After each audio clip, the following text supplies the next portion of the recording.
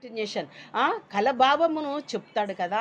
ఆ 7 సంవత్సరములు మనకి చక్కని ఐగుప్తులో చక్కని పంట పండుతుంది. 7 సంవత్సరములు భయంకరమైనటువంటి కరువు వస్తుంది అని ఆ కలభావము చెప్పినప్పుడు అది సమంజసంగా అయ్యి, మరి ఈ కరువు కాలమును మనము అధిగమించాలంటే జ్ఞానులు కావాలి కదా అని అంటాడు.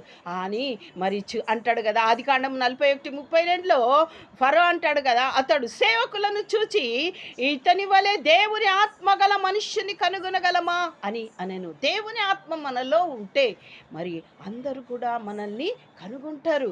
ఆ విధంగా మరి 40లో నీవు నా ఇంటికి అధికారమై ఉండవలను, నా ప్రజలందు నీకు విధేయులై ఉందురు, సింహాసన విషయంలో మాత్రమే నేను నీకంటే పైవాడనై ఉందునని యోసేపుతో చెప్పాను.